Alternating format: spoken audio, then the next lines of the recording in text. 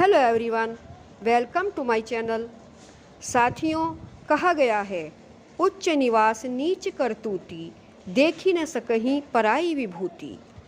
देखिए, किसी से ईर्ष्या करने में अपना समय और मानसिक ऊर्जा बर्बाद न करके अपने विकास की ओर उन्मुख रहें तो जीवन में सफलता अवश्य मिलती है।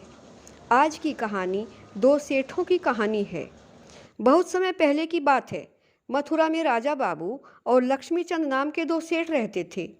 राजा बाबू की धर्म में बहुत रुचि थी। उन्होंने कितने ही मंदिर बनवाए और एक पाठशाला बनवाई जिसमें विद्वान सन्यासी पढ़ते थे। उनका सेठ लक्ष्मीचंद से जमीन के संबंध में झगड़ा चल रहा था। झगड़ा बढ़ते बढ़ते न्यायालय तक पहुंच गया था। कई वर्षों तक अभियोग चलता रहा। राजा बाबू अभियोग को भी लड़ते थे और अपने घर का काम भी करते थे। उनकी बनवाई हुई पाठशाला में प्रत्येक रात्रि को कथा होती थी। राजा बाबू हमेशा कथा सुनने जाते। कथा सुनते सुनते उन्हें संसार से वैराग्य हो गया और वे पाठशाला में ही रहने लगे। वे अपना सारा समय धार्मिक पुस्तकें पढ़ने और जप तप करने में बिता देते। बहुत सा समय ऐसे ही बीत गया। एक दिन उन्होंने अपने गुरु से कहा, गुरुजी, अगर आपकी कृपा हो तो मैं संन्यास ले लूं? गुरुजी ने कहा, नहीं राजा बाबू, अभी तुम संन्यास के योग्य नहीं हुए। राजा बाबू ने सोचा, मैं घर पर नहीं जाता, परंतु मेरी रोटी तो घर से आती है। अब घर से रोटी नहीं मंगाऊंगा, यहीं एक नौकर रख लूँगा, वही बना दिया करेगा। ऐसा ही किया उन्होंने। और फिर एक दिन यह सोचकर कि अब तो घर से कोई संबंध नहीं, वे फिर बोले, गुरु महाराज, अब यदि संन्यास ले लूँ तो? गुरुजी ने कहा, नहीं, अभी समय नहीं आया। राजा बाबू ने सोचा, मैं अभी नौकर से रोटी बनवाता हूँ, इसीलिए गुरुजी नहीं मानते। यह भी छोड़ दूँगा, भिक्षा मांग कर खाऊँगा और आराम की सब वस्तुएं भी छोड़ दूँगा। तब ऐसा ही किया उन्होंने। सुबह के समय नगर में जाते, भिक्षा मांग करके लाते और सारा दिन आत्मचिंतन में मस्त होकर बैठे रहते। पर्याप्त समय बीत गया। फिर प्रार्थना की गुरु से, गुरुजी, मुझे संन्यास दे दीजिए। गुरु ने सोचकर कहा, अभी नहीं राजा बाबू। राजा बाबू आश्चर्यचकित हुए कि अब क्या त्रुटि रह गई।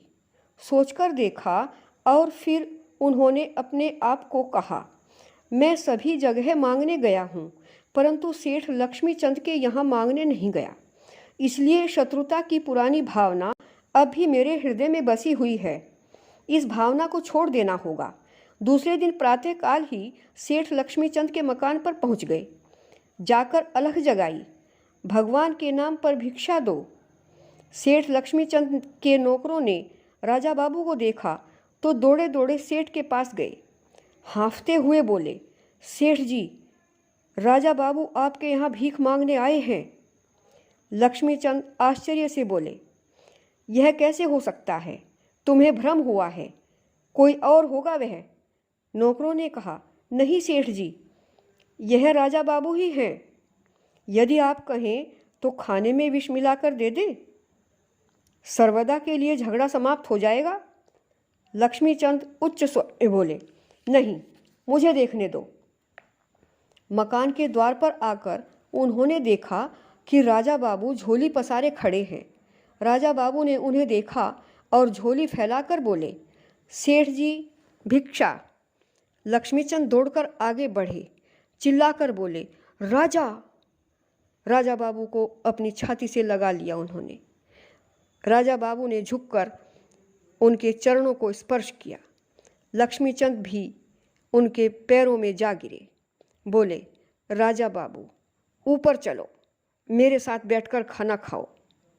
राजा बाबू बोले, नहीं सेठ जी, मैं तो भिखारी बनकर आया हूँ, भीख मांगने आया हूँ, भीख डाल दो मेरी झोली में। उसी समय एक नौकर भागता हुआ आया, बोला, सेठ जी, आपका तार देखिए, इस तार में क्या लिखा है। लक्ष्मीचंद ने खोलकर पढ़ा। तार राजा बाबू के बेटों का था, कलकत्ता से आया था। हमारे पिता राजा बाबू का कहीं पता नहीं लगा। भूमि का झगड़ा अभी समाप्त नहीं हुआ, किंतु इस जमीन को लेकर हम क्या करेंगे? इस तार द्वारा हम भूमि पर से अपना अधिकार वापस लेते हैं। हमारे पिताजी नहीं हैं, आप कृपा करके हमारे पिता बनिए, हमें अपनी रक्षा में लीजिए। लक्ष्मीचंद रोते हुए बोले, नहीं, ऐसा नहीं होगा। उन्हें लिखो कि भूमि उनकी है, मुझे नहीं चाहिए। मैं पिता बनकर उनकी रक्षा करूँगा। आज से वे केवल राजा बाबू के नहीं, मेरे भी बेटे हुए। इसके बाद राजा बाबू भिक्षा लेकर मुड़े तो देखा सामने गुरुजी खड़े हैं, हाथ में गेरुए वस्त्र लिए हुए। राजा बाबू को छाती से लगाकर बोले, अब तू सन्यासी बनने के योग्य हुआ राजा बाबू, अब ये कपड़े पहन। साथियों, जब तक मन के अंदर घृणा है तब तक मंदिर बनवाना, धार्मिक कार्यक्रम करना और जप तप आदि करने का कोई लाभ नहीं।